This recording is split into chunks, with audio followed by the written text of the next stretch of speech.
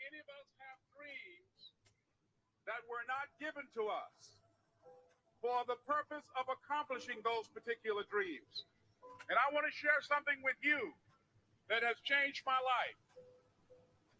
I started out, as was indicated by Jack, very humble beginnings. I don't know what that dream is that you have.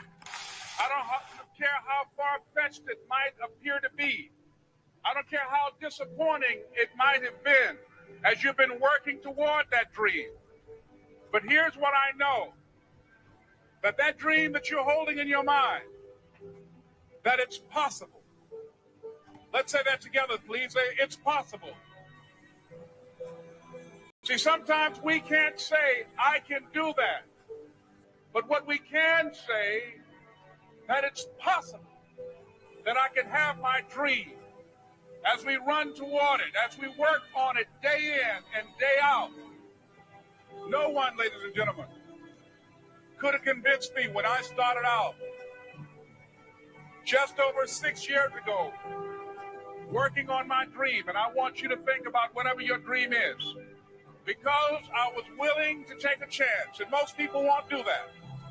Most of the people that you talk to try and bring them into the business, these are not risk takers. Most people have done all that they're ever going to do. They raise a family, they earn a living, and then they die. But people who are running toward their dreams, life has a special kind of meaning. And here's what I will share with you. That in the process of working on your dreams, you are going to incur a lot of disappointment, a lot of failure, a lot of pain, a lot of setbacks, a lot of defeats. But in the process of doing that, you will discover some things about yourself that you don't know right now.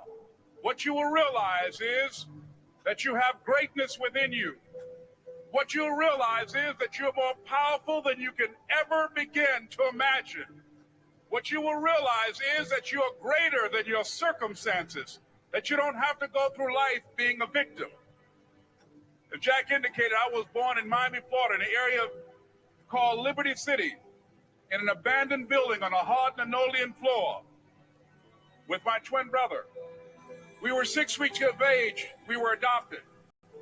When I was in 5th grade, I was identified as EMR, labeled educable, mentally retarded, put back from the 5th grade into the 4th grade, and stayed in that category until I got out of high school.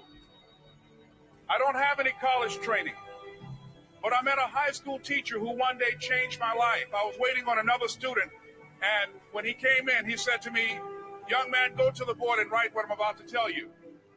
And I said, I can't do that, sir. He said, "Why not?" I said, "I'm not one of your students."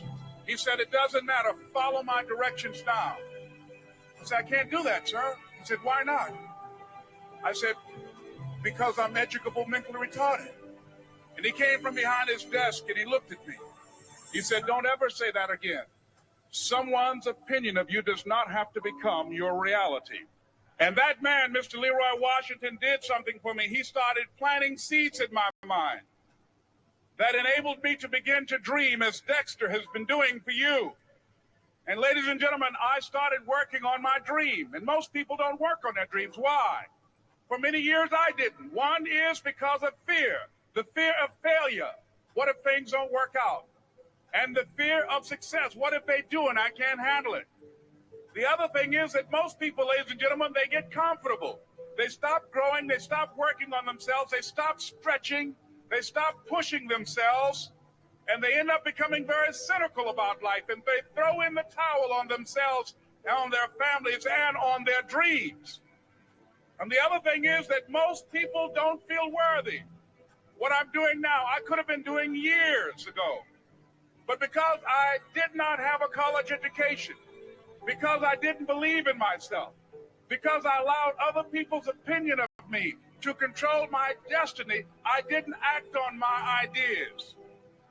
So I applaud you for your dreaming, for your running toward your dream. I applaud you for believing in yourself, because that's what life is about, stretching and challenging, looking for ways that you can begin to improve yourself.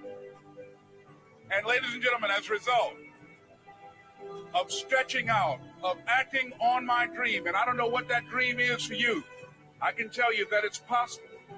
No one could have convinced me that after just over 6 years, I would have my own book entitled Live Your Dreams. Just over 6 years, I would have 5 specials on public television.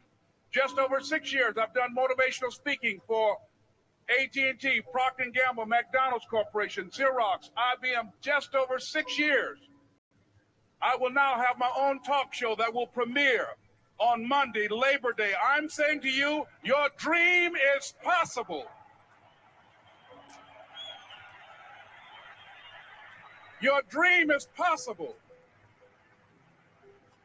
But not only is it important that you believe and begin to know that it's possible for you to live your dream as you run toward it, but I've done something that I want to share with you called Choosing Your Future. In fact, I've developed a set of tapes talking about how to begin to create your own reality by choosing your future.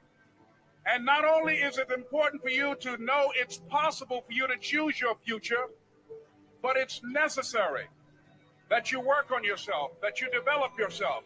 It's necessary that you get the energy drainers out of your life, people who don't want anything, people who are not striving, people who are not challenging themselves, people who aren't growing, people who have stopped dreaming. It's necessary that you align yourself with people and attract people into your business who are hungry, people who are unstoppable and unreasonable, people who are refusing to leave life just as it is and who want more. My mother used to say, birds of a feather flock together. If you run around with losers, you will end up a loser. It's necessary that you get the losers out of your life if you want to live your dream.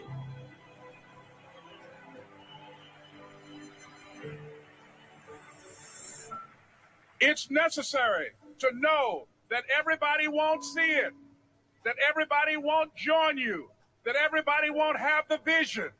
It's necessary to know that a lot of people like to complain, but they don't want to do anything about their situation, that you are an uncommon breed. You know, you have to know within yourself that I can do this. Even if no one else sees it for me, I must see it for myself. That's necessary. It's also, ladies and gentlemen, necessary that you be creative when you're working on your ideas, that you understand the importance of changing up, of readjusting your strategies. Many times we can have a great idea, but if you're not advancing it in the right way and things don't happen, you become discouraged and think the idea doesn't work. No, that's not true. It's necessary that we become creative. I remember when I was in New York walking down the street, and a guy approached me and said, "Hey, mister, can I shine your shoes?" And I said, "No, I'm in a hurry. I don't have time." I kept walking. Someone else said, "Hey, man, your shoes look funny. May I shine your shoes?" I said, "No, I don't have time. I'm sorry, I'm busy." And I was walking fast, and many people solicited me for my business. And then finally, a young man stepped in front of me, and he said, "Excuse me." And he started counting, 97, 98, 99, 100. He said, "Sir?" I said, "Yes." He said, "Come here, please." I said, "What is it?" He said, "Today is my birthday. And every year, just to thank God for another year of life, the 100th person who passes my shoe shine stand, I offer them a free shoe shine. Would you give me the honors?" I said, "Why, sure." I got up on the shoe shine stand, George, and I sat there, and he shined my shoes diligently. And when I got down, I looked at them, they were sparkling. And I was walking away, and I said, "Thank you." And I stopped. I said, "Excuse me, but how much do you usually charge?" He said, "Only $2. I said, "I tell you what, today's your birthday. Here's $5. Keep the change." He said, "Thank you." As I was walking away, looking in the opposite direction at other people coming, he started counting again. 97, 98, 99, 100.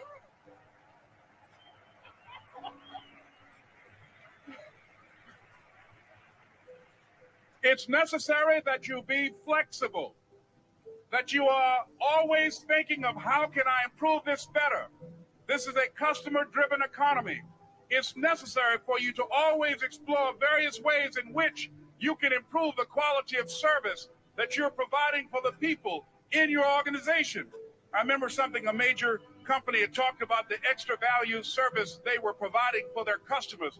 And the lady who had the news conference summarized it this way. She said, it's not our intention to satisfy our customers or to please our customers. Our intention is to amaze them. It's necessary, if you're going to compete today, that you look for ways to amaze your customers by being one of those individuals that keep your commitments, that keep your word, that's relentless. It's necessary as you work with the people that you bring into your organization, that they see that you are a good example of a person to work with, because you model integrity and determination and ambition and truth and honesty and the way in which you conduct business. The next step is, that is you. That is you. That no one can do it for you but you. And even though you face disappointments, even though you will experience some setbacks, it goes with the territory. You must understand that. I remember I was playing a game with my 9-year-old son, John Leslie, and I beat him 10 straight games in a game called Connect 4. And finally, I said, John Leslie, I'm bored. I don't want to play you anymore. And I got up. I said, I'm ready to go to sleep now. And repeat out to me, please. Let's say this together. It's not over until I win. John Leslie said, no, you can't go now, Dad. I said, why? He said, it's not over until I win. That was his attitude. We sat down and we played several other games. And finally, after the 11th game, John Leslie won, and he got up and he yawned. And he said, I'm ready to go to sleep now. And I'm saying to you, what if all of us took that attitude after we face a rejection and a no, or we have a meeting and no one shows up, or somebody say, you can count on me, and they don't come through? What if we have that kind of attitude? The car's repossessed. Nobody believes in you. You've lost again and again and again. The lights are cut off, but you're still looking at your dream, reviewing it every day, and say to yourself, it's not over until I win.